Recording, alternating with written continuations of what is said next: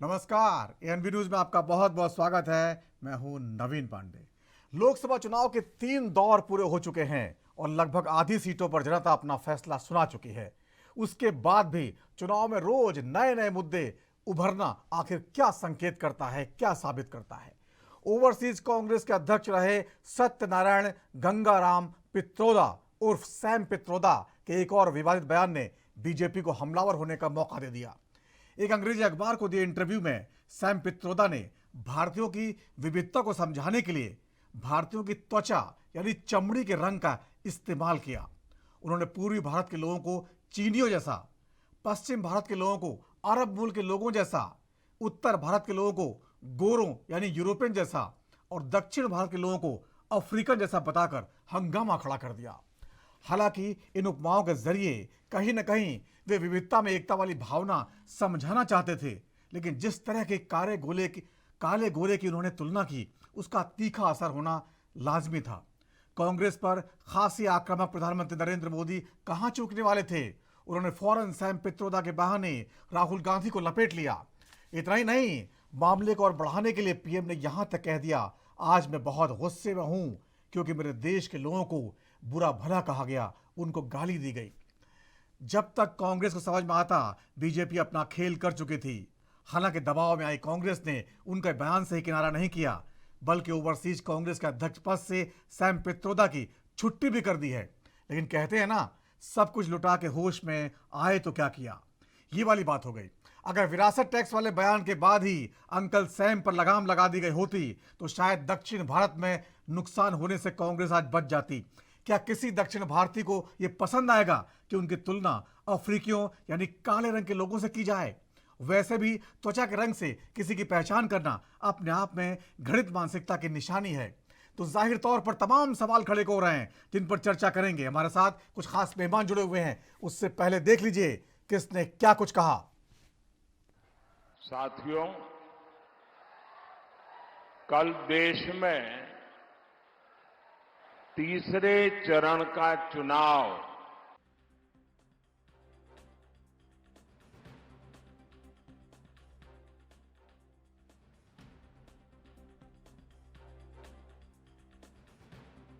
ने किस तरह सियासी घमासान मचा पड़ा है।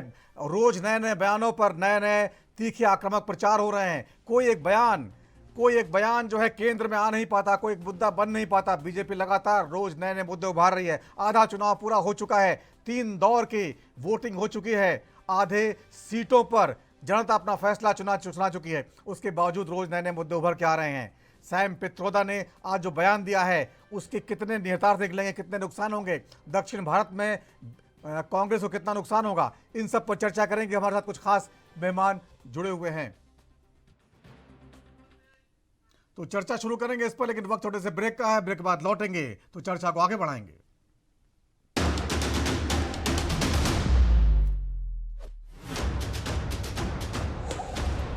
और ब्रेक के बाद राजधर में एक बार फिर आपका स्वागत है। जिस तरह से पूरे दिन आज राजनीति चली, सैम पित्रोदा के बयान पर प्रधानमंत्री नरेंद्र मोदी ने बड़ा हमला बोल दिया है। सैम पित्रोदा ओवरसीज कांग्रेस के अध्यक्ष पद से इस्तीफा दे चुके हैं, लेकिन उससे पहले उन्होंने जो बयान दिया उसने पूरे देश का मिजाज बिगाड़ दिया। क्या कुछ कहा प्रधानमंत्री नरेंद्र मोदी ने, आइए सुनते हैं।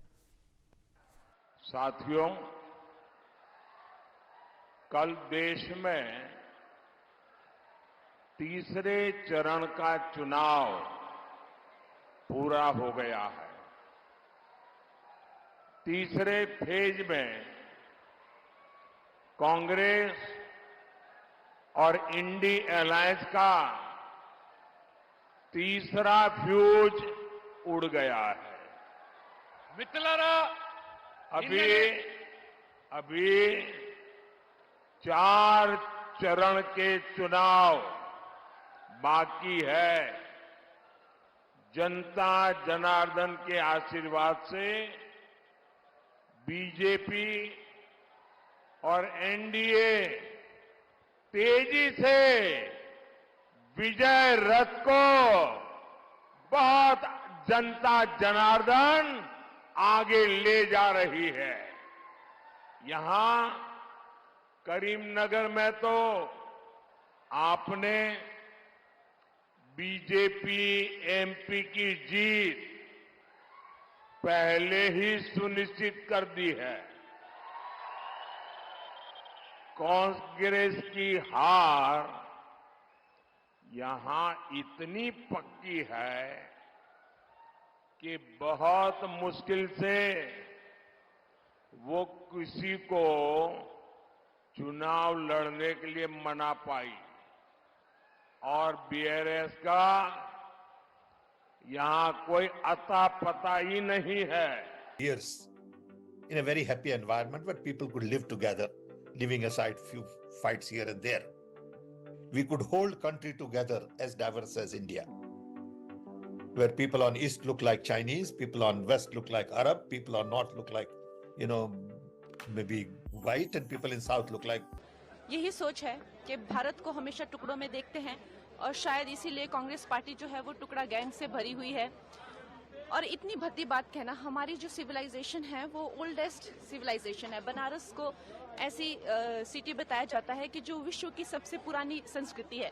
तो ये भी तो हो सकता है कि भारत के डीएनए सब वर्ल्ड में ट्रैवल किए हों। ऐसा क्यों, भारत की अपनी हमेशा कोई आइडेंटिटी क्यों नहीं हो सकती? हम ये गुलामी के चिन्ह से कब निकलेंगे? Just because Rahul Gandhi Italian है तो इसलिए हम सब पे ये थोप दिया गया है। कोई जो साउथ इंडियन से है वो अफ्रीकन है, कोई अरब है। किस लिए? क्योंकि सोनिया गांधी और राहुल गांधी और प्रियंका गांधी इटालियन, उनकी जो बेसिक डीएनए है वो इटालियन है, इसीलिए वो सारे भारतवर्ष पे किसी तरह की अंतर्राष्ट्रीय एक कांग्रेस पार्टी जो धर्म और जाति के नाम पर इस देश को बांटती रही है, आज पता चला है कि उनका एक और घिनौना सच है कि इस देश में कौन किस रंग का है, कौन किस भूभाग का है। कांग्रेस पार्टी उसके आधार पर भी हमारे देशवासियों को बांटने का और उनका अपमान करने का दुस्साहस करती है। आज जो कांग्रेस नेता के मुख से शब्द प्रस्फुटित हुए वो अपने आप में न सिर्फ निंदनीय है, लेकिन वो कहीं न कहीं राहुल गांधी की, गांधी परिवार की, हमारे राष्ट्र के प्रति सोच को दर्शाता है।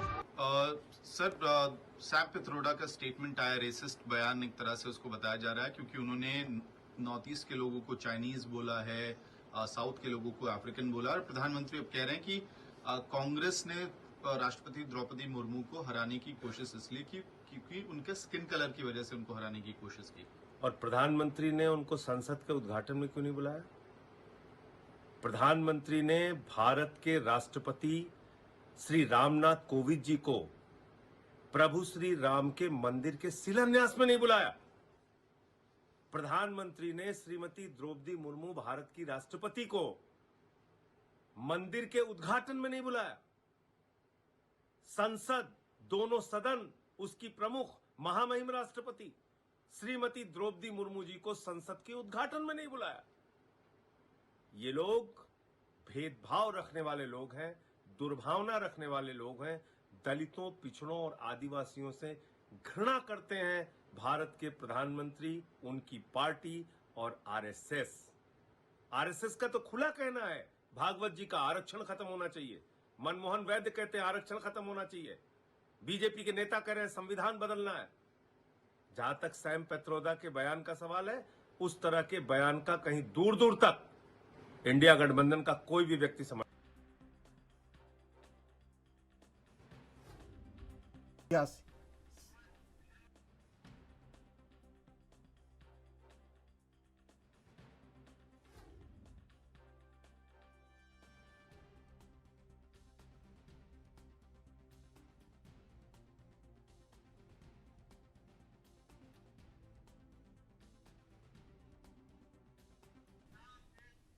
तो सैम पित्रोदा के बहाने जिस तरह से पूरे दिन राजनीति चली, बीजेपी ने और इंडिया गठबंधन ने बचाव करने की कोशिश की, वो बहुत ही जो है हंगामेदार रहा पूरे दिन।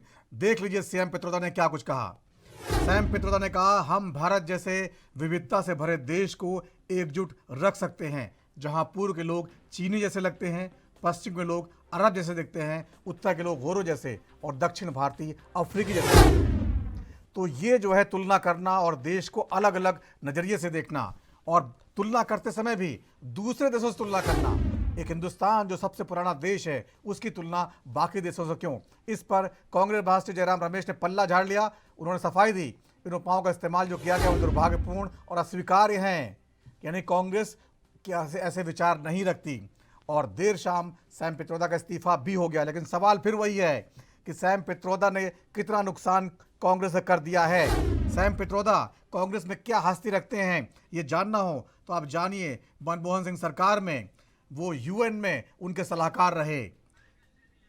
सैम पित्रोदा जो राजीव गांधी के समय में सूचना क्रांति के जनक रहे, कांग्रेस के गुरु है, और राहुल गांधी को राजनीति सिखाने में उनका बहुत बड़ा योगदान है। इसलिए पार्टी उनका सम्मान करती है और उनके बयान को प्रधानमंत्री मोदी ने बड़ा मुद्दा बनाया है, तो इसके पीछे वजह है। इस पर चर्चा करेंगे। हमारे कुछ खास मेहमान जुड़े हुए हैं जिनके पास चलेंगे और जानेंगे आखिरकार इस बयान के कितना नुकसान कांग्रेस को हुआ है और कैसे वो बचाव करेगी। हमारे साथ जुड़े हैं प्रदीप भटनागर जी, बीजेपी के नेता, आपका बहुत बहुत स्वागत है। स्वामीनाथ जायसवाल जी, प्रवक्ता कांग्रेस के, आपका बहुत बहुत स्वागत है। डॉक्टर नितेंद्र यादव, समाजवादी पार्टी के प्रवक्ता, आपका बहुत बहुत स्वागत है। कंचन कुमारी, राजनीतिक विश्लेषक के तौर पर जुड़ी, आपका बहुत बहुत स्वागत है। स्वामीनाथ जायसवाल जी, बहुत कुछ है कहने के लिए, आप वैसे भी किसी और को कहने का मौका कम ही देते हैं, आज आपको बहुत मौका मिलने वाला है कहने का। जाति धर्म के तक तो चल रहा था, अब रंग भेद पर चुनाव आ गया है। आधा चुनाव निपट चुका है, मुद्दा कोई है नहीं, लगातार मुद्दे बदल रहे हैं। सैम पित्रोदा साहब हालांकि इस्तीफा दे चुके हैं अभी तक, लेकिन पूरे दिन उन्होंने जो नुकसान कर दिया, अगर इस्तीफा पहले हो चुका होता, जब उन्होंने विरासत टैक्स वाला बयान दिया, जब उन्होंने अयोध्या में ये कहा मंदिर की ज़रूरत क्यों है, तब इस्तीफा हो गया होता। जब उन्होंने कहा कि सिख दंगे होता है ऐसा बयान दिया, हो गया जो हो गया वो कहा, इस तरह का बयान जब पहले कितनी बार दे चुके हैं, तब इस्तीफा दे चुके होते तो आज शायद इतना नुकसान नहीं होता। क्या कहिएगा?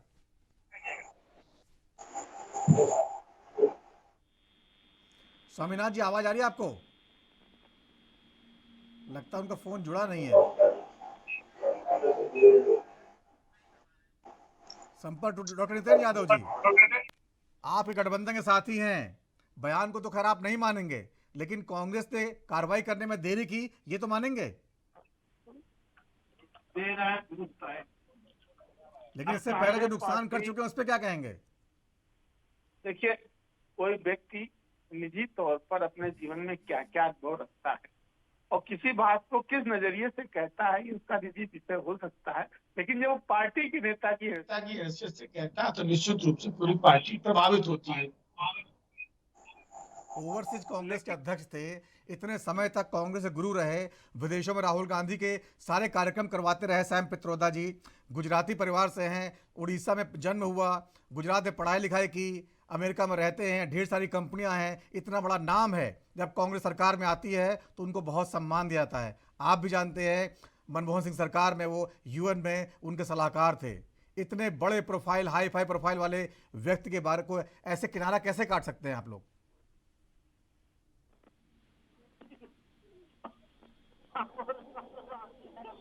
जी, डॉक्टर नितिन नहीं बोलना चाह रहे हैं। प्रदीप भटनागर जी, बोलिए। बड़ा मुद्दा बना दिया आप लोगों ने। मुझसे प्रश्न है, आवाज साफ नहीं थी। हाँ, प्रश्न तो आपसे था, शायद आपको आवाज नहीं पहुंची। जी जी जी, देखिए सीधी सी बात है कि कोई भी व्यक्ति, मैंने कहा कि हर फील्ड का वो टेक्नोलॉजी के मास्टर हो सकते हैं, बहुत अच्छे जानकार व्यक्ति हैं, उनकी विद्वता पर कोई सवाल नहीं है, लेकिन किस संदर्भ में कहाँ कौन सी बात पर बोलना है, ये निश्चित रूप से पार्टी और पार्टी के अंदर तय होना चाहिए। अब चूंकि कांग्रेस पार्टी ने उनसे इस्तीफा ले लिया है, उन पर कार्रवाई कर दी है, इसलिए अब उस विषय पर कोई जवाब देना उचित नहीं समझता हूं। ये कांग्रेस पार्टी का अंदरूनी मामला था, अब चूंकि उस पर कार्रवाई हो गई है, उनके बयान को कोई नहीं स्वीकार करता है और कांग्रेस पार्टी ने स्वयं नहीं स्वीकार किया, इसलिए कुछ कहना ठीक नहीं। ठीक है, आज स्वीकार। स्वामीनाथ जी, आवाज आ रही है आपको? स्वामीनाथ जी, आवाज आ रही है आपको? आपको आ रही है?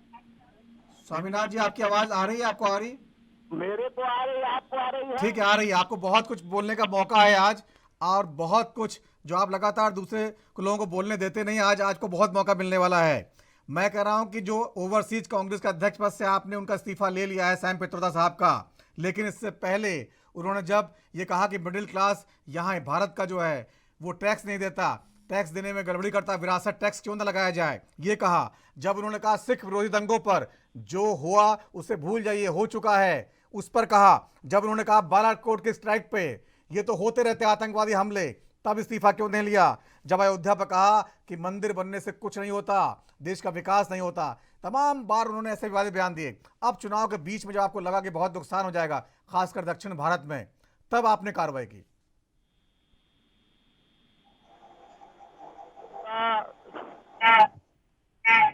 का बयान सेंट पेट्रोदा तो कोई प्रधानमंत्री है नहीं, तो प्रधानमंत्री राहुल गांधी भी नहीं है, तो ऐसे उनको भी खारिज कर दीजिएगा।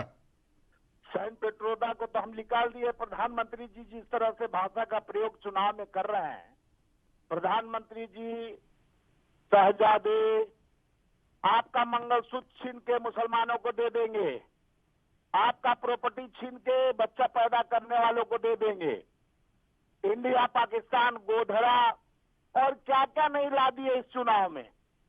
ये 3 चरण का चुनाव जो हो चुका है, इनके डर और खिसियाल बिल्ली खंभा नोच का गति है। सेंट पेट्रोदा के किए गए कार्यों के लिए तो पार्टी निष्कासित कर दी। ऐसे बयान वीरों की वजह से निष्कासित नहीं किए गए जी, निष्कासित नहीं, इस्तीफा लिया गया केवल। अरे वो निष्कासित समझिए, इस्तीफा लिया गया है, निष्कासन समझिए। इस्तीफा इसीलिए लिया जाता है कि पार्टी से निकाल दिए तभी तो इस्तीफा ले लिए। तो जिस तरह से अमित शाह जी, जिस तरह से नड्डा जी सुबह से उठते हैं तो राहुल जी का चेहरा याद करते हैं, रात में सोते हैं तो राहुल जी ही उनके बेडरूम तक पहुंचते। तो डर ही देखिए, प्रधानमंत्री जी संकल्प पत्र लेके आए, एक संकल्प पत्र की बात नहीं बताते हैं कि हमारे संकल्प पत्र में युवाओं को नौकरी में 2 करोड़ का धोखा दे के आया था, 20 करोड़ नौकरी हो जाना चाहिए, एक नौकरी भी नहीं हुआ। 15 लाख खाते में देने की बात करके आए थे, 15 लाख हर घर पे कर्ज हो गया, ये बात नहीं कहेंगे। 80 करोड़ लोगों को फ्री में राशन दे रहा हूं, हम घर पे ला के दे रहा हूं राशन। अरे भाई 80 करोड़ से गरीबी ऊपर कम किए क्यों नहीं? 10 साल तक आप 80 करोड़ लोगों को फ्री में राशन की बात करते हो, फिर वही दोहराते हो, क्यों नहीं कल कारखाने फैक्ट्रियां लगाने का कोशिश किए? स्वामीनाथ जी रोज वही बात करिएगा, मुद्दे की बात करिए ना, उस पर जो प्रधानमंत्री ने हमला बोला उस पर बताइए ना। की बात कर रहा हूँ, अपने मुद्दा से भटक गए प्रधानमंत्री जी, वो याद दिलाना चाह रहा हूँ। माननीय देश के प्रधानमंत्री 56 इंच वाले जो कहते हैं न खाऊंगा न खाने दूंगा। दक्षिण भारत के लोगों को जो है आप अफ्रीका जैसा बताते हो, उसके बाद आप जो है उस पर जवाब देने के बजाय पल्ला झाड़ लेते हो, ये कैसी राजनीति है? देखिए, प्रधानमंत्री जी कहते हैं न खाऊंगा न खाने दूंगा, बोलते हैं उनके योगी जी बोलते हैं कि हम गौ कसी बंद कर देंगे। भाइयों बहनों, 250 करोड़ रुपया चंदा ले लो, धंधा चालू रखो गौ मांस वालों से, शराब व्यापारियों से चंदा ले लो, धंधा चालू रखो। तो आप चंदा और धंधा वाला जो सिस्टम शुरू किया है, वो देश का सर्वोच्च न्यायालय ने आपका पोल खोल दिया। अब आपके पास न नेता है, कांग्रेस से जो भ्रष्टाचारी कल का आप बताते हैं उनको ले लेते हैं, उनको सांसद का चुनाव, कोई कोल घोटाला, कोई आदर्श घोटाला, तुरंत सीट दे दिया जाता है, तुरंत चुनाव लड़ता है, और आपके पास नेता नहीं है। आज तो हरियाणा में भी यही हाल हुआ, हरियाणा भी हाथ से खो रहे हैं, जैसा करनी वैसा भरनी। ठीक है, देश के लोकतंत्र संविधान में परिवर्तन का नारा है। ठीक है स्वामीनाथ जी, जवाब देते आप नहीं बोलिएगा। ठीक है, प्रदीप भटनागर जी, प्रधानमंत्री ये कह रहे कोई मुद्दा ही नहीं है और वो तो इस्तीफा दे चुके हैं, उनको तो हम उनकी बयान मानते ही नहीं है, आप जबरदस्ती उसको मुद्दा बना रहे हैं। प्रधानमंत्री कह रहे मैं बहुत गुस्सा हूं इस बात को लेके।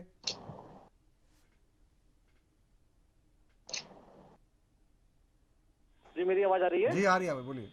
हाँ, मैं आपको ना एक बड़ी अच्छी चीज सुनाना चाह रहा हूँ, थोड़ा सा शुरुआत में ही, कि इसके जो चेले जो हैं क्या क्या कह रहे हैं। दुनिया का सबसे बड़ा राजनीतिक संगठन है, मगर इसमें नियम और कानून नहीं चलते। नियम और कानून इस पार्टी में नहीं। वो बता चुके हैं प्रदीप जी, मैं बता चुका हूँ संबंध क्या है दोनों का। आप अपनी बात रखिए। देखिए, जिस प्रकार से मैं सुन रहा था, आप बड़ी तारीफ करें, किसी को बोलने नहीं देते।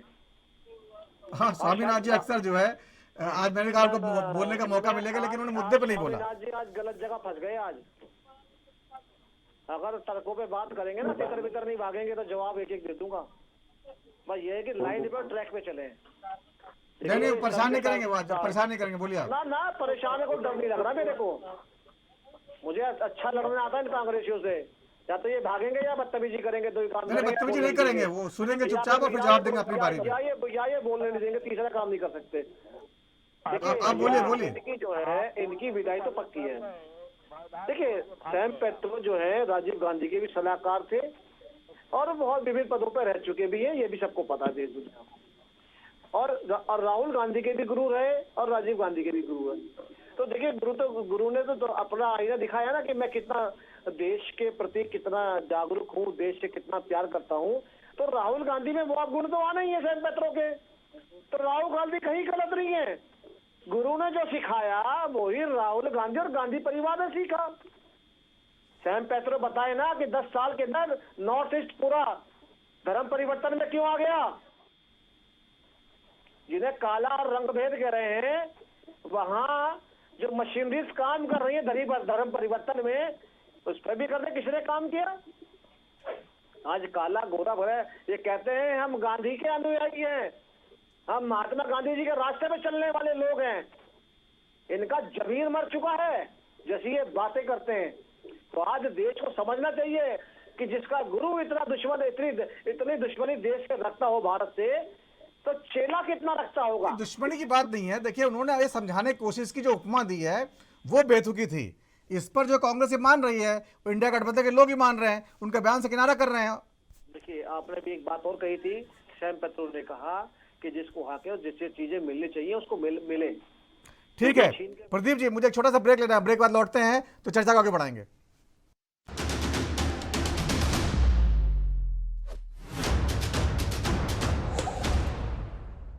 और ब्रेक के बाद राजधर में आपका स्वागत है। आज चर्चा हो रही है सैम पित्रोदा, जो कांग्रेस ओवरसीज कांग्रेस के अध्यक्ष थे, उनका इस्तीफा हालांकि अब हो चुका है, लेकिन उन्होंने जो बयान दिया उसको लेकर प्रधानमंत्री नरेंद्र मोदी ने बहुत तगड़ा हमला बोला कांग्रेस पर, राहुल गांधी जी को लपेट लिया। उस पर चर्चा कर रहे हैं आखिरकार इसका चुनाव पर क्या असर पड़ेगा, जबकि आधा चुनाव खत्म हो चुका है। हमारे साथ कुछ खास मेहमान जुड़े हुए हैं जिसे चर्चा को आगे बढ़ा रहे हैं। प्रदीप भटनागर जी हैं, नेता बीजेपी के, स्वामीनाथ जायसवाल जी हैं, कांग्रेस के प्रवक्ता, डॉक्टर नितेंद्र यादव जी हैं, समाजवादी पार्टी के प्रवक्ता, कंचन कुमारी जी हैं, राजनीतिक विश्लेषक के तौर पर। प्रदीप भटनागर जी, आपकी बात पूरी नहीं हो पाई थी, मैं पूरा मौका दूंगा, लेकिन यहाँ पर एक सवाल साथ में जोड़ देता हूँ। आखिरकार जो सैम पित्रोदा कहना चाहते थे, वो ये कहना चाहते थे कि भारत विविधताओं से भरा देश है यहाँ, लेकिन जो उन्होंने उपमा दी वो कहीं ना कहीं गलत तरीके से दी। वो उनकी सोच है या उनको हिंदी नहीं आती, कई बार वो कह चुके हैं। तो वो कहीं ना कहीं इसको इतना बड़ा हमला करना क्या जरूरी था? कैसी बात कर रहे हैं आप? जो देश के प्रधानमंत्री मनमोहन सिंह के सलाहकार रहे हो, जो राजीव गांधी के सलाहकार रहे हो, गांधी परिवार के पारिवारिक हैं, गुरु है उनके। उन्होंने कई बार कहा मुझे हिंदी नहीं आती है। जैसे सिख दंगों वाले बयान पर उन्होंने कहा था कि जो हुआ सो हुआ। बाद उन्होंने कहा कि मुझे मेरी हिंदी ठीक नहीं है, जो हुआ बुरा हुआ, मैंने ये कहा था, सफाई दी थी बाद में। सब कुछ ठीक है, जो सलाहकार दुनिया भर का सब कुछ आता है, जब अपनी बात को छुपानी होती है तो आदमी सब बहाने बनाता है। मुझसे फैक्ट्री के बारे में पूछ रहे थे, जरा गांधी परिवार सुल्तानपुर अमेठी में और बहुत सारी सीटों पे रहा, कौन सी फैक्ट्री चालू करा दी, और फैक्ट्री बंद पड़ी थी सालों से, 35 सालों 30 सालों से चालू कराई गई है। सर ये बता दीजिए, कम से कम ये वायनाड गए थे, काला देख के गए थे, सफेद देख के गए थे राहुल गांधी। उत्तर प्रदेश का रण छोड़ क्यों कर दिया था? तो गरीब रहते हैं वहाँ पे, किसान रहते हैं, बदबू आती है, तो यहाँ बैठ के सिखा रहे हैं। और कांग्रेसी को 15-15 लाख रुपए चाहिए, 2 बार 15-15 लाख रुपए मिल चुके हैं, फिर 2024 में 15-15 लाख रुपए मिलने वाले हैं। मगर देखिए ना, कमीशन की आदत बेचारों की गई नहीं, दलाली की आदत गई नहीं बेचारों की, क्योंकि रग रग में बसी हुई, जवाहरलाल नेहरू से लेके ना राहुल गांधी तक बसी हुई है। तो इसलिए पैसे के 15 लाख कहाँ मिले, ये समझ में नहीं बात। 15 लाख कहाँ मिले? हम बोला था कि आपके मोदी जी बोले थे 15 लाख। 15 लाख जनता पूछ रहा है कि 54 करोड़ का 254 लाख, 54 करोड़ का 70 साल में 254 करोड़ कैसे हो गया? स्वामीनाथ जी सुन लीजिए, आ रहा हूँ आपके पास। स्वामीनाथ जी सुन लीजिए, जवाब ले लीजिए। स्वर्गीय श्रीमती इंदिरा गांधी सोने की चिड़िया बना के गई थी, राहुल गांधी ने उसको धरोहर को संभाल के रखा है। राजीव गांधी जब युद्ध हुआ 71 का, तो डरपोक जो है घर जाके छुप गए थे, जब एयरफोर्स को जरूरत पड़ी थी।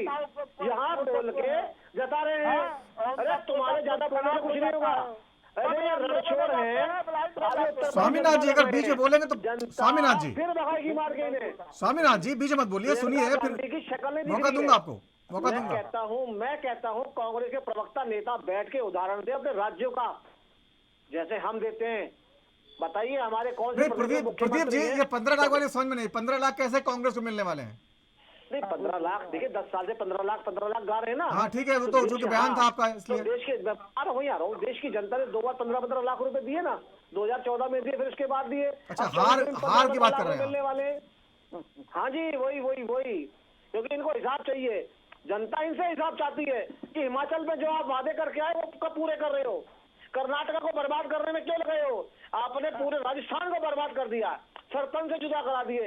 इस देश में अगर सबसे ज्यादा दंगे हुए तो राजस्थान को दिए, बलात्कार में दुनिया में नंबर 1 राजस्थान बना दिया, अपने राज्यों का उदाहरण नहीं देते। बताइए मेरे कौन से प्रदेश का मुख्यमंत्री भ्रष्टाचारी है, बलात्कारी है? बताइए मेरे कौन से प्रदेश के अंदर दंगा होता है जहां से मेरे मुख्यमंत्री बैठे हैं भारतीय जनता पार्टी के? जवाब दीजिए मेरे को। अभी मौका आएगा तो जवाब देंगे। ठीक है प्रदीप जी, ठीक है आपकी बात पूरी हो गई, ठीक है आपकी बात आ गई। कंचन जी, यहाँ बैठ के उदाहरण दीजिए अच्छे, अगर आप पे अच्छे लोग हो। अरे सारे भाग रहे, सारे प्रवक्ता भाग गए, सारे मंत्री भाग कर छोड़ गए, केवल इनकी बदतमीजियों से। नहीं बदतमीजी नहीं करेंगे, आज उन्होंने वादा किया है, वादा किया नहीं करेंगे। सवालों का जवाब दो। नहीं करेंगे, उन्होंने वादा किया, आज आप जो पहले वादा कर चुके हैं वो आज ऐसा नहीं करेंगे। ठीक है, जैसे लोगों की जो मर्जी बोला, जवाब मेरा सब चीज का है।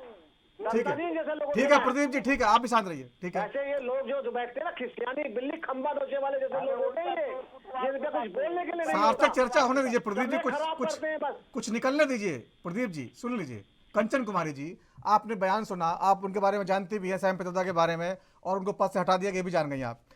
मैं कह रहा हूं कि वो उनको हिंदी नहीं आती, वो बार बार बोलते हैं, लेकिन बार बार जो बयान देते हैं, एक बार गलती, 2 बार गलती, 3 बार गलती, तो कांग्रेस आखिरकार इतना उनको क्यों इतना बना के रखे हुए है? और उसकी वजह से आज बहुत बड़ा नुकसान नहीं हो गया आपको लगता है? जो साउथ इंडिया खास तौर से किसी भी दक्षिण भारतीय व्यक्ति को जो कांग्रेस का समर्थक भी होगा, उसको ये बात बिल्कुल पसंद नहीं आएगी कि उसकी तुलना एक दूसरे देश के लोगों से की जाए, अफ्रीकन के लोगों से की जाए। सबसे पहले बात तो देखिए कि इसमें ये आता है कि कांग्रेस की कुछ लापरवाहियां जो है उनको कहीं ना कहीं अंदर से खा रही। मैं इस चीज को कहूंगी क्योंकि इनके कई लोग ऐसे हैं जो छोड़ करके पार्टी जा रहे हैं और ऐसे बयान कर रहे हैं जैसे ही इनके पार्टी में रह रहे हैं वो भ्रष्टाचारी हो रहे हैं, बीजेपी में जाकर के वो साफ सुथरे हो जा रहे हैं। ऐसे में कांग्रेस को कोई ना कोई कड़ा निर्णय लेना चाहिए, और जहां तक मुझे ऐसा लग रहा है कि मैनिफेस्टो में इन्होंने कुछ ऐसा निर्णय लिया भी है। अब मैं एक बात कहना चाहूंगी कि एक तो सैम का है पूरा जो बयान है, वो बयान पूरा नहीं बताया जा रहा है। जो पूरा बयान है वो लास्ट में एक लाइन और है जो कि इसमें लिखा है कि हम सब भाई भाई हैं, ऐसा करके कुछ। नहीं हमने बताया पूरी बात, वो भारत की विविधताओं की बात कर रहे थे, लेकिन तुलना जो की है उस पर बात हो रही है। अब मैं ये बात कहना चाहूंगी कि देखिए भारत देश को धर्म, भाषा और रंग पर नहीं बांटा जा सकता, क्योंकि इसमें हर 1 किलोमीटर पे या जितना मीटर पे आप रख लीजिए, एक आदमी एक चेंज भाषा माना जाता है, स्किन चेंज होते हैं, लोगों का रंग रूप चेंज होता है। इन सब बातों से मुद्दा से कहीं ना कहीं भटकाने की कोशिश की जा रही है, जो देश की जनता को पुरजोर कोशिश किया जा रहा है कि हम इन सब बातों को हाईलाइट करके, क्योंकि सैम का पहले का भी जो बयान आया था उसको भी बहुत कोशिश किया गया कि हाईलाइट किया जाए, लेकिन आप देख लीजिए कि देश की जो जनता है वो कहीं ना कहीं इन सब बातों से अब कहीं कोई मतलब नहीं रख रही। हमारे देश के प्रधानमंत्री जी ये भी भूल जा रहे हैं, जब जा रहे हैं दूसरे तेलंगाना में गए भी भाषण दिए हैं कि अडानी और अंबानी से काला धन राहुल गांधी ले लिए। एक तरफ आप कह रहे हैं कि काला धन हम विदेशों से ले आए, अब देश में काला धन है ही नहीं, और दूसरी तरफ आप इस तरीके की बयानबाजी कर रहे हैं। तो इन सब चीजों से अब जनता को सारी चीजों का दोनों पार्टियां जो है वो कहीं ना कहीं बयानबाजियां कर रही हैं, लेकिन गिरते मत प्रतिशत ने ये साफ कर दिया है कि अब इस तरीके के बयानबाजी आप चाहे जितना हेट स्पीच दे लीजिए, चाहे हिंदू मुसलमान कर लीजिए, चाहे आप कांग्रेस पे लगाइए, कांग्रेस बीजेपी पे लगाए, कोई फर्क नहीं पड़ना, क्योंकि जनता ने दोनों पार्टियों को देखा है, झेला, और जो मेन मुद्दे हैं, जो मूलभूत परेशानियां हैं, उसको कोई दूर नहीं कर पा रहा। क्योंकि देखिए 10 साल इनकी भी सरकार रही और 10 साल जो है कांग्रेस की भी सरकार रही, दोनों को देख लिया है जनता ने और दोनों से परेशान है, त्रस्त है, क्योंकि जो वादे करते हैं सब झूठे वादे करते हैं। उसके बाद अभी कह रहे थे जो हमारे प्रवक्ता जी हैं कि हमारे कौन से नेता ने ये क्या, मतलब अभी रिसेंटली प्रज्वल रमन्ना को भूल गए क्या इतनी जल्दी? मतलब ये भी नहीं सोच रहे कि मैं क्या बयान दे रहा हूँ, क्या इतना जोश आ गया एक सैम का वो करके? मुझे नहीं लगता कि सैम के भाषणों का और सैम के जो बयान है वो इतना ज्यादा इस देश के लिए मायने रखता है, कोई मायने नहीं रखता, भले ही वो जिस भी पद। लेकिन इस समय चुनाव चल रहा है और चुनाव में उनका क्या रोल है वो देखने लायक है।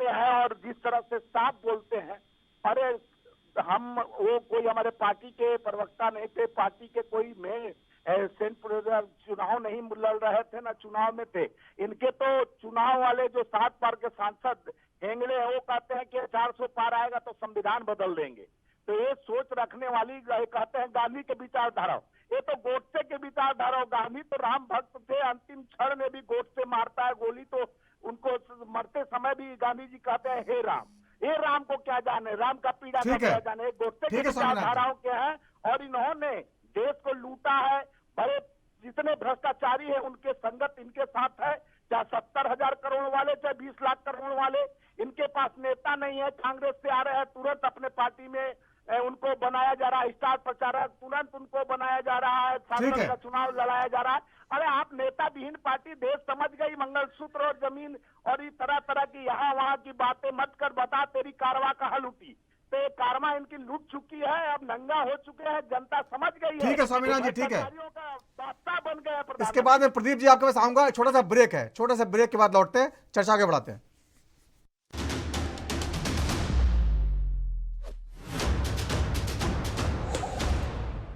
और ब्रेक के बाद राजधर्म में एक बार फिर आपका स्वागत है। तो सैम पित्रोदा के बयान पर घमासान मचा हुआ है। प्रधानमंत्री नरेंद्र मोदी ने जिस तरह से पलटवार किया है, राहुल गांधी जी को लपेट लिया है और दक्षिण भारत में खास तौर से ये बताया जा रहा है कि बयान का भारी नुकसान हो सकता है, उस पर चर्चा करें। हमारे साथ कुछ खास मेहमान जुड़े हुए हैं। प्रदीप भटनागर जी हैं, बीजेपी के नेता, स्वामीनाथन जायसवाल जी हैं, कांग्रेस के प्रवक्ता, डॉक्टर नितेंद्र यादव जी हैं, समाजवादी पार्टी के प्रवक्ता, और कंचन कुमारी जी हैं, राजनीतिक विश्लेषक के तौर पर। प्रदीप भटनागर जी, आप अपनी बात तो आप रखेंगे ही, उससे पहले मैं एक सवाल भी साथ में जोड़ देता हूं। प्रधानमंत्री ने यह भी कहा कि अडानी और अंबानी ने टेम्पो भर भर के माल दिया है कांग्रेस को, कांग्रेस के खाते फ्रीज कर रखे थे और प्रधानमंत्री को जानकारी में है कि माल दिया है। तो कैसे पता लगा, और अगर माल दिया है, ब्लैक मनी है, तो कार्रवाई क्यों नहीं हुई? बिल्कुल, मैंने भी आपको शायद एक रिकॉर्डिंग सुनाई थी आपको राहुल गांधी जी की। हाँ, वो बता दीजिए उसके बारे में। हाँ, तो ये जो माननीय प्रधानमंत्री जी ने बोला है ना, ये आज से नहीं है, तो सालों साल से लिया है, जिसका हिसाब नहीं है। नहीं, अभी बोला चुनाव में, तो अभी उनको जानकारी मिली होगी ना। मैं आता रहा हूँ सर, वही आ रहा हूँ। जो इलेक्ट्रॉनिक बॉन्ड की बात चल रही थी, तो इससे पहले क्या होता था, 1100 रुपए दिए आप जायसवाल जी ने, 100 रुपए पहुंचे क्या नाम कांग्रेस को, और 1000 रुपए गए गांधी परिवार की जेब में। तो बताइए ना, दुनिया की 5वें 6 नंबर की लेडी कैसे हो गई रही सोनिया गांधी जी। और अभी बहुत कुछ सुन रहा था मैं, ये अभी मणिपुर की बात कर रहे थे, हम तो मणिपुर पे लोकसभा बहस कर रहे थे, राहुल बाबा भाग गए हैं। इन पे कभी संदेश खाली की बहन बेटियां नहीं दिखाई देती, इनको अंकिता दिखाई नहीं देती दिल्ली में, इन्हें केवल दिखाई वो देती है जो इनके फायदे की बहन बेटियां होती हैं और दूसरी नजर नहीं आती है। अरे अब जिसकी तो आप बात कर रहे थे, मैंने भी आपको बताया था कि पूरा नॉर्थ ईस्ट का क्या कांग्रेस ने हाल करा 10 वर्ष के अंदर। अगर 10 वर्ष के अंदर विकास अगर इन्होंने 10 साल में करा होता, चाहे 5 साल में करा होता, और ये जो 10 वर्ष और होते 20 वर्ष में, देश कहां से कहां होता साहब। जो 22 चीनी मिले उत्तर प्रदेश में बहन मायावती बेच गई, 11 चीनी अखिलेश यादव बेच गए, बंद कर गए, उनको दोबारा राज्य सरकार ने चालू करने का काम किया, क्योंकि इन लोगों का राज्य सरकार तो इनके पास है, मगर डाटा नहीं है इनके पास कि इनकी सरकारें कर क्या रही हैं। हिमाचल में सेब सड़ रहा है, मगर टैक्स भारी भरकम चाहिए उस पे, डीजल महंगा कर दिया अपने राज्यों के अंदर, ये खून चूसने में लगे अपने राज्यों के अंदर, क्योंकि इन पे डाटा नहीं है। ये क्या कह रही थी अपना कांग्रेस की नेत्री बता रही थी कि देश का क्या विकास कर रहा है। बिल्कुल राज्य है ना, जिसकी नौचंदी में आंखें लाल हो जाती हैं, वो नौचंदी की आंखें वालों को विकास नजर नहीं आता है। समस्या ये है, कुछ करे तो बताएं भी, ठीक है, कुछ है नहीं देश के अंदर। ठीक है प्रदीप जी, ठीक है प्रदीप जी, डॉक्टर नितेंद्र यादव कुछ बोलना चाहते हैं। लास्ट खत्म कर रहा हूं मैं। कांग्रेस को अभी भी चिंतन करना पड़ेगा कि आपको देश चाहिए या आपको ऐसे शरारती तत्व चाहिए जो देश की विदेश में बैठ के मजाक उड़ाते हो। और राहुल गांधी ने भी क्या करा विदेश में जाके, लोकतंत्र खतरे में, मेंबर ऑफ पार्लियामेंट दोबारा बने उसी लोकतंत्र से, लोकतंत्र को सुबह उठते शाम तक गाली बकते हैं। ये क्या कर रहे राहुल गांधी? अरे भैया, राहुल गांधी और सोनिया जी के गांधी परिवार के आगे पूरी कांग्रेस कार्टून है, पूरी कांग्रेस कठपुतली है। खड़गे भी अध्यक्ष नहीं है, गांधी परिवार अध्यक्ष है। अरे लोकतंत्र का बात करने वाला बयान देना चाहिए राष्ट्रीय अध्यक्ष को कांग्रेस के। वो तो चुने हुए जो है चुनाव जीत के आए हैं खड़गे जी। तो बड़ी खराब है कांग्रेस की बेचारे की, मगर क्या करे, 2 जने कांग्रेस को बचाने के लिए चैनल में बैठे ना एनबी न्यूज पे, मगर अफसोस की बात है कि मुद्दों पर ये भी बात नहीं करते, क्योंकि विषय ही नहीं है इनके पास, क्योंकि ये तो सोने की चिड़िया बना के। ठीक है, व्यक्तिगत टिप्पणी मत करिए, ठीक है, ठीक है। छुप नहीं सकती बनावट के वसूलों से, खुशबू आ नहीं तुम जैसे ऐसे ही बोल सकते हैं, कहते रहो तुम जैसे उदाहरण दे सकते हैं। अभी क्या कह रहे थे महात्मा गांधी के बारे में कि महात्मा गांधी ने हे राम कहना सिखाया है। अरे तुम्हारे सांसद कह रहे हैं राम काल्पनिक थे, मंदिर नहीं बनना चाहिए था राम जी का, वहाँ पे अस्पताल बनना चाहिए था। अपने नेताओं की स्टेटमेंट देखो। प्रदीप जी आपकी बात आ गई, प्रदीप जी आपकी बात आ गई है। स्वामीनाथ जी मुझे डॉक्टर साहब को जाना है। स्वामीनाथ जी डॉक्टर नितेंद्र यादव बताइए क्या बोल रहे थे आप? वो मंगलसूत्र के बारे में क्या जानेंगे? ठीक है प्रदीप जी भाषण करने मंच लगा करके प्रदीप जी आप शांत किसी को नहीं बोलने देंगे। हाँ बोले डॉक्टर साहब बोलिए।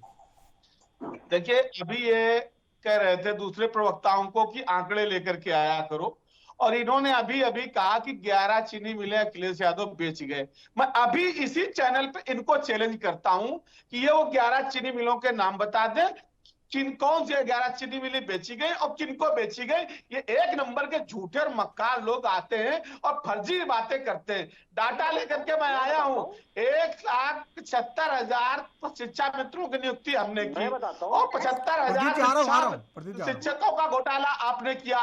किस तरीके के? अभी आपने एक सवाल इनसे पूछा कि प्रधानमंत्री जी 10 साल देश के प्रधानमंत्री रहे हैं, आपसे देश पूछ रहा है कि आपने क्या किया है। आपसे सवाल अभी पूछा गया कि आप कह रहे हो कि अडानी और अंबानी का काला धन बोरों में भर के टेम्पो में लद के राहुल गांधी के घर जा रहा है। अरे भाई आप देश के चौकीदार हो कि प्रधानमंत्री हो? आपको नहीं पता है आपकी ईडी सीबीआई कहां चली गई? आप कह रहे थे विदेशों से काला धन लाएंगे, आपके देश के वही धन्ना सेठ जिनको आप अभी तक कंधे में दोनों कंधे में बिठा के घूम रहे थे, अब वो काले धन वाले हो गए। और शर्म आनी चाहिए इस देश के प्रधानमंत्री को, डूब मरना चाहिए कि आपके 10 साल प्रधानमंत्री रहते हुए आपकी ईडी ये पता लगा लेती है कि किसके घर में कितना काला। कहां चली गई आपकी ईडी? कहां चली गई इंटेलिजेंस? कहां चली गई सुरक्षा एजेंसियां कि आप दिल्ली में बैठे हो और कोई बोरे में काला धन लेके जा रहा है, टेम्पू में काला धन लाद के ले जा रहा है। अरे मुझे तो कानून का विद्यार्थी हूं, मुझे तो प्रधानमंत्री जी को सुप्रीम कोर्ट चाहिए सो मोटो नोटिस दे, पूछे कि अगर आपको ये सूत्र कहां से मिले, आपको जानकारी कहां से मिली, और अगर जानकारी मिली है तो आप प्रधानमंत्री होते हुए आप कार्रवाई क्यों नहीं की? और अगर आपको अपराध होने की सूचना है और आप कार्रवाई नहीं कर रहे तो आप भी बराबर के अपराध के दोषी हैं। इस तरीके के लोग इस तरीके के बयानबाजी करके नीचता स्तर पर गिरते जा रहे हैं। और मैं आज एक बात कहना चाहता हूं, स्वयं पित्रोदा ने हो सकता है कोई बयान का उदाहरण दूसरे तरीके से दे दिया हो, उनको निकाला गया है, उन्होंने इस्तीफा दे दिया, लेकिन मैं आज फिर उसी बात का जवाब देता हूं उनके समर्थन पे। मैं ये कहता हूं, उन्होंने कहा कि ये देश विभिन्नताओं में एकता का देश है। कुछ लोग साउथ इंडिया के लोग अफ्रीका के जैसे दिखते हैं, कुछ लोग मेघालय पूर्वोत्तर के राज्यों के लोग चीन के जैसे लोगों से दिखते हैं। मैं कहता हूं उत्तराखंड के लोग नेपाल के जैसे लोगों से दिखते हैं। इसमें किसका अपमान है, नेपाल के लोगों का कि उत्तराखंड के लोगों का? पूर्वोत्तर के राज्यों के अगर कुछ लोग चीन के लोगों जैसे दिखते हैं तो इसमें डॉक्टर साहब देखिए यहाँ पे बात थोड़ा समझिए, चीन के जैसे लोग क्यों दिख रहे हैं? आपस में भारतीय क्यों दिख रहे हैं? ये सवाल है। एक लाइन में खत्म कर रहा हूं, एक लाइन। इसमें ये कह रहे हैं कि प्रधानमंत्री कह रहे हैं कि देश के लोगों को गाली दे रहे हैं। इसमें किसने किसको गाली दी? अरे प्रधानमंत्री जी शर्म करो कि आपने 10 साल क्या काम किया ये बताने के लिए नहीं है आपके पास, इसलिए आप इतनी छोटी बात को लेकर इतने बड़ा इशू बना रहे हो। क्योंकि आपको शर्म से डूब मरना चाहिए कि 10 साल में आपके पास बताने के लिए कुछ नहीं है। ठीक है, बोले प्रदीप जी, जल्दी खत्म करिए प्रदीप जी, समय कम बचा, जल्दी बोलिए। इसलिए मुख्यमंत्री दूसरे पैसे दे दी जाएगी, 2 कमरे का फ्लैट है, एक फ्लैट आपका दे दिया जाएगा, आपका आधा खेप बांट दिया जाएगा, आपका मंगलसूत्र छीन लिया जाएगा। क्या प्रधानमंत्री जी इस देश के लोग आप पर ठीक है डॉक्टर साहब, ठीक है डॉक्टर साहब, बता दिया। ऐसे होता है कि आप मेरे प्रधानमंत्री हो, लेकिन अब तो शर्म आने लगी कि आप मेरे प्रधानमंत्री हो। ऐसे आदमी कैसे कानून के ज्ञाता हो सकते हैं जो 84 के दंगों में आज तक माफी नहीं मांगी और जलालत से बैठ जाते हैं? ये क्या फालतू की बकवास करने बैठ गए भाई? हमने इनसे डाटा पूछा, बताओ 21 चीनी मिलों का नाम चाहिए, चीनी मिलों का नाम बता दीजिए प्रदीप जी, बता दीजिए प्रदीप जी। बता रहा हूँ, बिल्कुल बता रहा हूँ।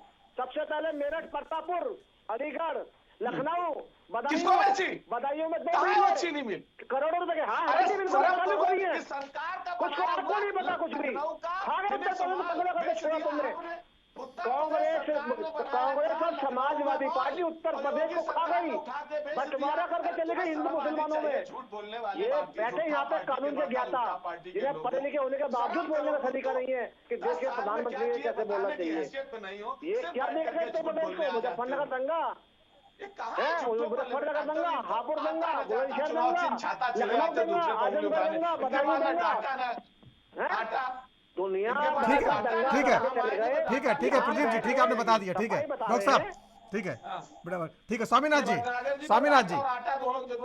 स्वामीनाथ जी, आपने आखिरकार ये तो मानेंगे ना कि जो टेम्पो वाला बयान दिया है उस पे आपको जवाब देना चाहिए। प्रधानमंत्री ने कहा कि पैसा बहुत आ गया है।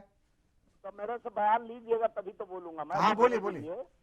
देखिए, प्रधानमंत्री जी को सारे पहले चोरों के बारे में जानकारी हो जाती थी, मेरी आवाज आ रही है तो कैच करवा दीजिए। नीरव मोदी के बारे में जानकारी थी और सारे समय का मैं जल्दी खत्म करिएगा, फिर मुझे कंचन जी के पास जाना है। चोरों का सरदार बनकर बैठे हैं प्रधानमंत्री जी। जिस तरह से आधार घोटाले वाले का मालिक हो जाए, कोयला घोटाले वाले का 20 लाख, पानी घोटाले वाले का 20 लाख करोड़ रुपए निकल रहे कांग्रेस के कमीशन। प्रदीप जी बीच में, प्रदीप जी निकल रहे 20 करोड़ 300 करोड़ उसका नहीं बोल रहे बताते भ्रष्टाचार ज्ञान है। मैं फंस चुका है 8,500 करोड़। जिस तरह से अभी जो पैसा निकला झारखंड में कितना निकला? लोगों से 2,000 करोड़ रुपया चंदा देकर अगर मानिए कोई भाजपा नहीं लाया है, वो भी एसबीआई बैंक दे नहीं रहा था जब इलेक्ट्रोल बॉन्ड को इतना बड़ा दबाव डाला, तब जाके सुप्रीम कोर्ट को और देना पड़ा उसको जवाब स्टेट बैंक ऑफ इंडिया को कि हम कितना कौन लूटा। चंदा के नाम पर धंधा करवाओ और चंदा लो, चाहे गौकसी वाले से लो, चाहे दारू वाले से लो, से लो, चाहे सड़क सारे अपने भ्रष्टाचार खत्म करने के लिए, भ्रष्टाचार छुपाने के लिए जी के पास कोई शब्द नहीं है। ठीक है स्वामीनाथ जी, बात आ गई आपकी। कंचन जी एक लाइन जवाब दीजिए, आखिरकार जो टेम्पो वाला बयान है उसमें कौन गलत है? कंचन जी देखिए, गलत 30 सेकंड बचे, बस 30 सेकंड जी। हाँ, राजनीति में बहुत ऐसी चीजें हैं जो अंदर खेली जाती हैं, जो आम जनता को नहीं पता होता है। लेकिन ऐसे में हमारी जो नजर होती है, वो जनता की जो नजर है वो प्रधानमंत्री पर है। अगर वो इस तरीके की बयानबाजी करते हैं, जिस तरीके की वो कुछ दिनों से बयानबाजियां अपनी चुनाव रैलियों में कर रहे हैं, मुझे लगता है कि वो शैम से ज्यादा प्रभाव डालती है दुनिया पे, लोगों पर, आम जनता पर, जनमानस पर, उनके दिमाग में क्या जाता है। तो इस तरीके की बयानबाजी अगर आप ये कहते हैं करोड़ों ठीक है, समय खत्म हो चुका है। आप सही मानो का बहुत बहुत धन्यवाद इस चर्चा में शामिल होने के लिए। तो राजधर्म में आज इतना ही। वक्त छोटे से ब्रेक का है, ब्रेक के बाद भी खबरों का सिलसिला जारी रहेगा। नमस्कार।